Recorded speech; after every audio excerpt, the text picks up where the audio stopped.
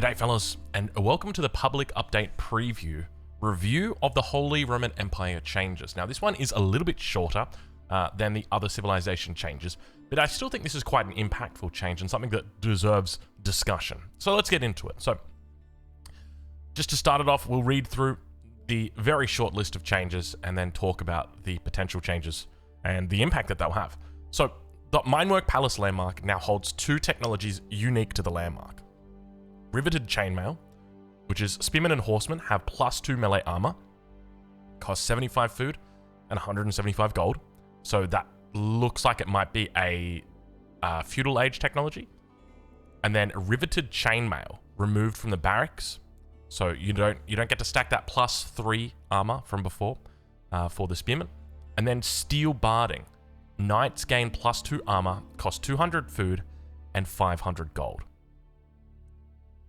This, I suspect, is probably going to be a castle age technology.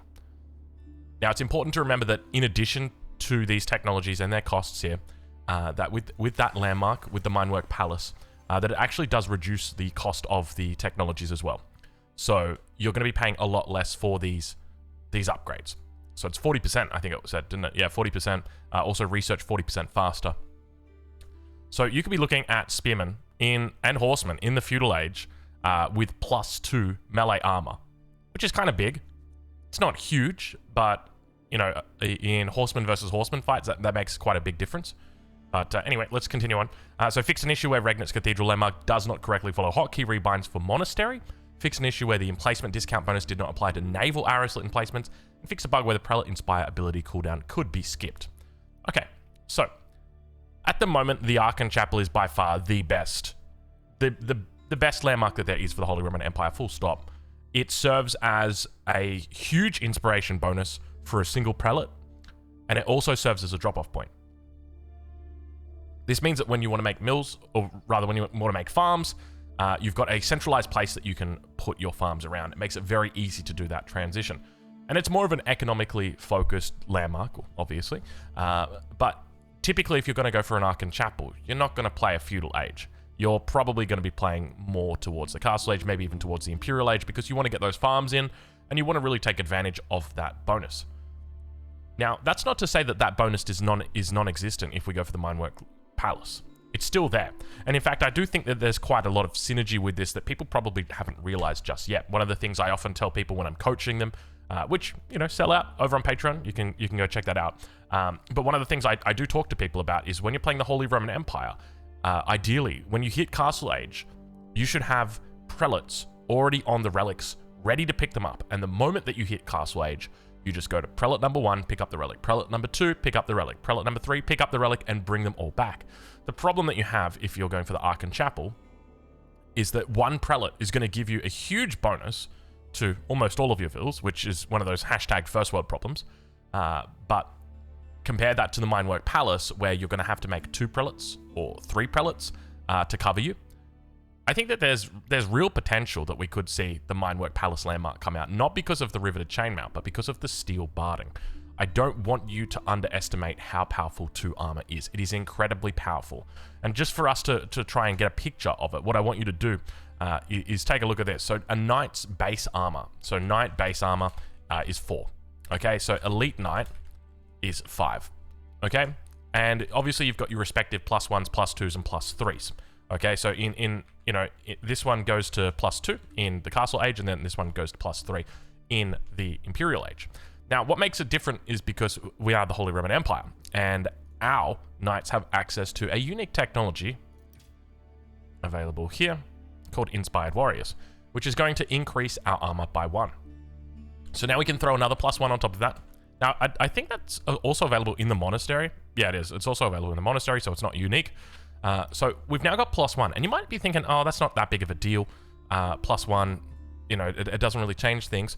It changes a lot of things. There's a lot of balance that is dependent on these numbers, and they are balanced that way. So when you start stacking up these types of bonuses, all of a sudden you start to get something that's very, very scary, because now all of a sudden it means that if you were to take a knight with 6 armor and put it against a horseman, the horseman's doing 12 damage, or it has maybe a base of 11 damage, minus the 6, it gives it 5 damage left. But now all of a sudden it's only got 4 damage, and then you throw another +2 on top of it, and you're only doing 2 damage with horsemen.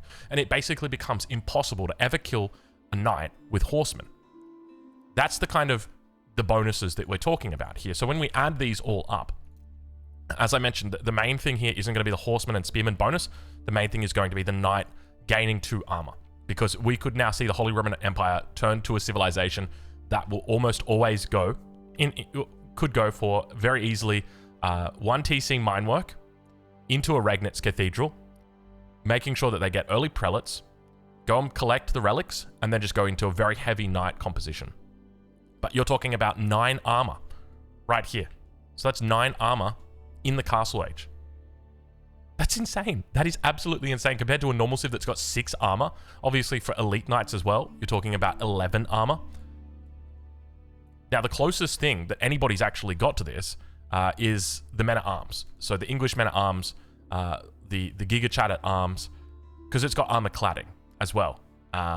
So that's one of the things to note. But that's only 10 armor at its elite stage. But I think this is an incredibly powerful upgrade. The question is going to be, to what extent is it actually going to influence the games that you play? Because if you're up against a person who's going crossbow knight, or sorry, crossbow spear, knights gaining 2 armor isn't going to be that big. But if you put this into a knight war, then all of a sudden it starts to make a difference, because now you're taking 2 less damage, 3 less damage with the unique technology. I should say the other unique technology, because we've got 2 unique technologies right now. So I think this is the most important thing to consider, because let's say you've got like a Holy Roman Empire mirror, and player 1 goes Ark Chapel, and player 2 goes for Meinwerk. So immediately, sorry, I'm just clearing my throat because I've just woken up and I'm wanting to review this. So Holy Roman Empire mirror, player 1 goes Ark Chapel. So immediately, all villages are boosted. And that I think this is probably where it comes into, right, like the dependency. If you're only getting like a wood line and some berries, are you really going to go for the Ark Chapel now? Maybe you change the way that you play based on how good the landmark is. I'm not saying that by any means the Meinwerk is going to be like, oh, that's it, we're always taking the Meinwerk now because the +2 armor is that good. It's like, well, the Ark Chapel is still really good, and the speed boost that you get from having the Ark Chapel is going to be ridiculous compared to the Meinwerk. But at the same time, if you don't get a good Meinwerk, or if you don't get a good Archon, then Meinwerk becomes a viable option, which is exactly what they want to do it. But if we go for the Archon, immediately all villages are boosted. Okay. And then, I should probably put that depending on spawn. So immediately all villages are boosted. And then on top of that, we have a very easy farm transition. So the difference here for player 2 is that we need to make more prelates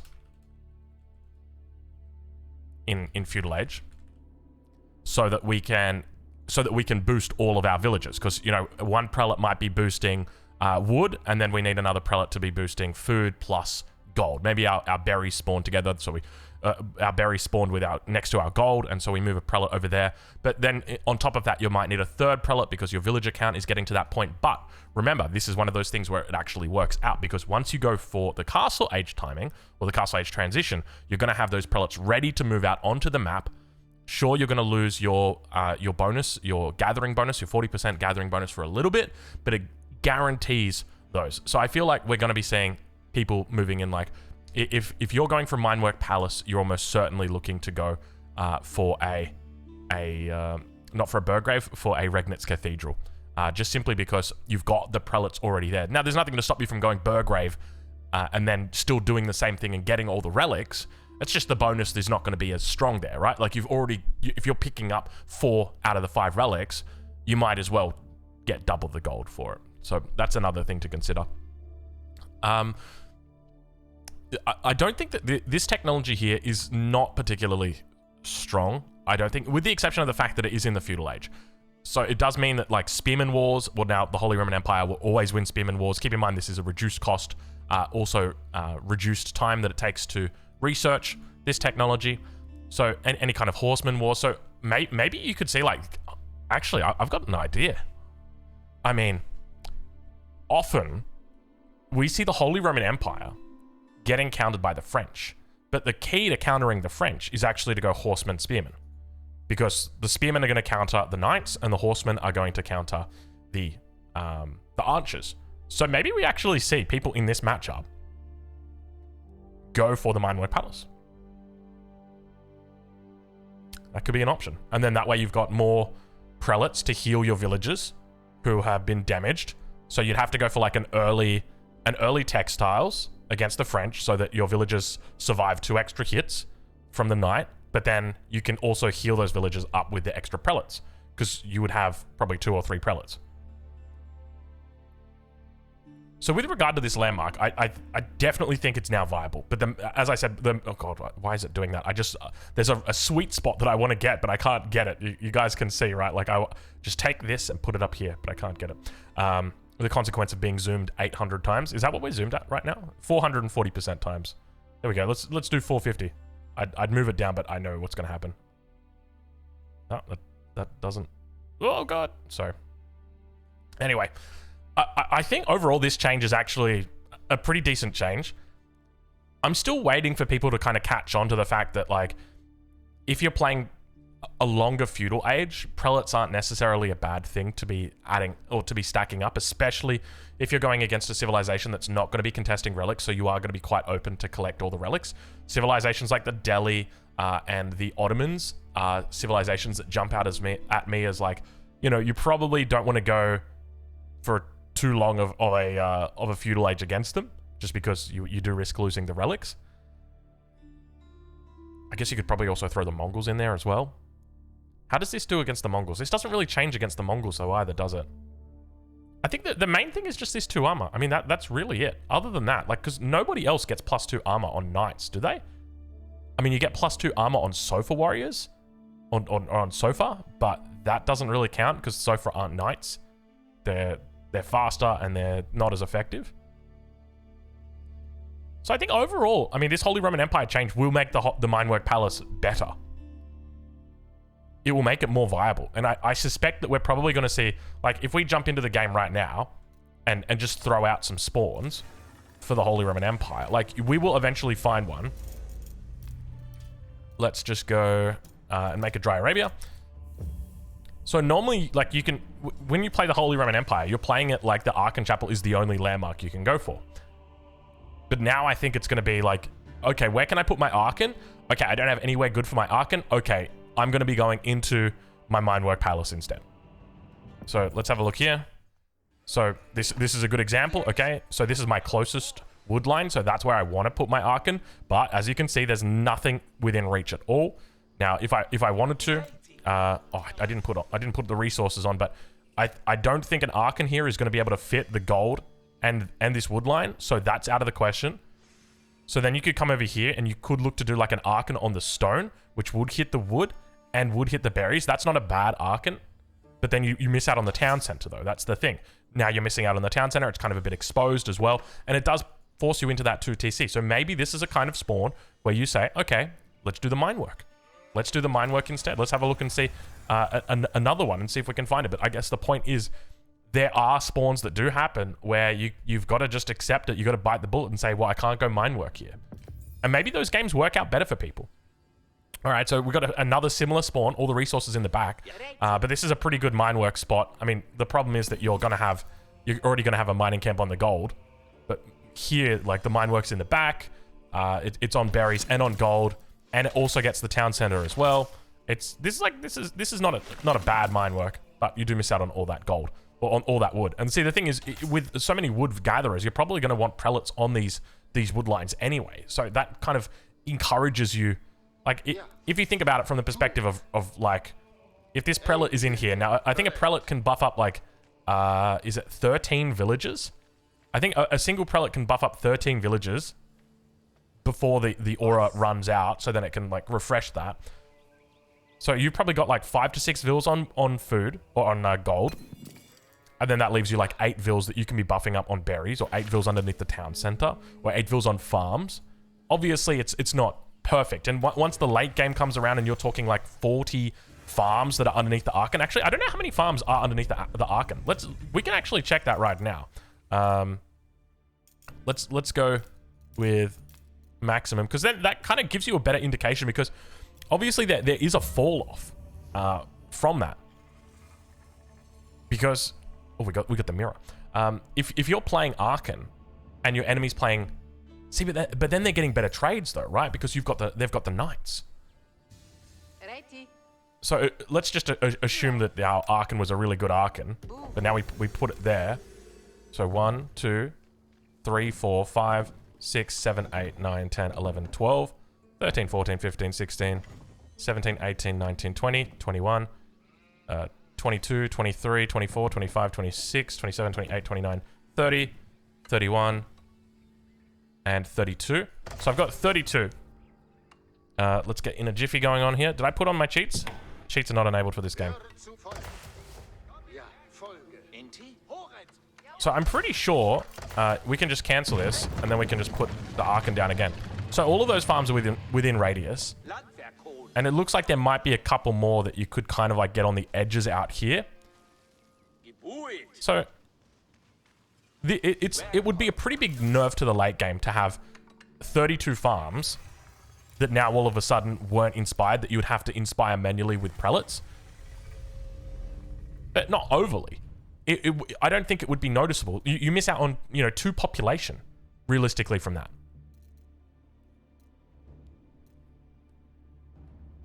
So I don't think it's that big of a nerf. Or not that big of a nerf, but I don't think it's that big of an impact not to be going for Archon Chapel. I think we just kind of look at Archon Chapel as like the god tier landmark, because it is a god tier landmark. But I don't know. You know what? I would be curious to hear Beastie's thoughts on the Meinwerk Palace, because he hates the Meinwerk Palace. And I wonder if +2 armor on the Knights would be enough to bring it back. It basically means that the Knights get a really, really good matchup against any other Knights, any other unit that's not a spear or a crossbow. And even then, against the crossbow, like 2 armor is actually pretty big. It would definitely change the breakpoint. It would 100% change the breakpoint.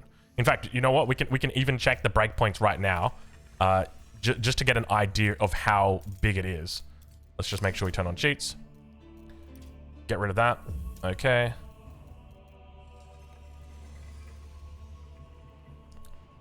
Oh, we probably want to keep that up right there, just so we can get an idea of that. But all right, let's put in a jiffy on. So if you've got a crossbow,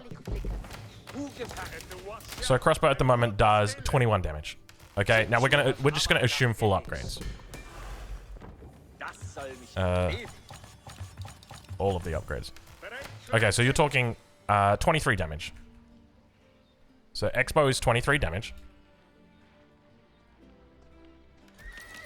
And the Knight is 230 HP. Which means it takes 10 shots to kill a Knight. But the Knight's got 6 armor. Which means that if we're doing 17 damage, so that's 23 damage minus 6. 17 damage, so we go 230 divided by 17. It would take us 14 shots to kill a Knight.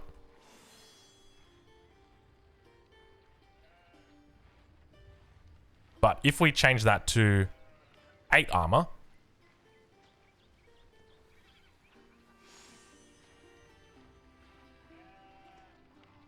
all of a sudden it becomes 230 divided by 15. Oops, 230 divided by 15. That's not right. That's 230 divided by 15. There we go. So now it takes 16 shots to kill a Knight. And then on top of that, we can also get our monastery upgrade, which is the power of the... yeah, it's this one here. So that's going to put him up to 9 armor. So he's got 7, so that'll go up to 9 armor here.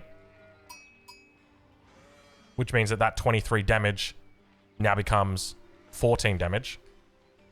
So 230 divided by 14. Now we're talking 17 shots. And it might not seem like a lot, but in the scheme of things, where a knight does this much damage on its lance, when the breakpoints start moving from 14 up to 17 shots. Now, we don't actually see a lot of people go for this Holy Roman Empire upgrade. But I think once we start seeing people play with this technology more, what's going to happen is people are going to realize the power of stacking up the armor like this together. Because all of a sudden, the extra 3 shots that it takes, let's say that on one of those circumstances, your crossbows don't have those extra 3 shots. And as a result, it means that now the knight is able to come in. It's got an attack speed of 1.52. Wait, there we go. 1.5 attack speed at 30 damage. 1.5 attack speed. 1.5 AS and 30 damage. Was it 30 damage? Yeah, 30 damage. And our crossbowman, he's got an attack speed of 2.12.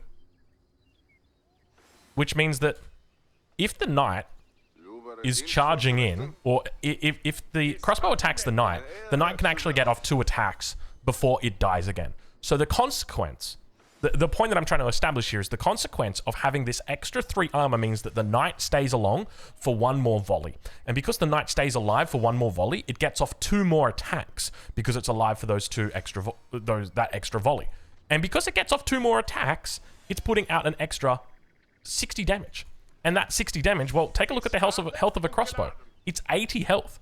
And now you extrapolate that and put it over the entirety of an army, and all of a sudden, you know, where 8 knights used to be able to beat 10 crossbows, even though, you know what, when 8 knights used to be able to beat 20 crossbows, now all of a sudden, you know, it might only be 6 that you need. Now, obviously, those numbers are completely off, because if 14 crossbows one shot, so let's go with like 15.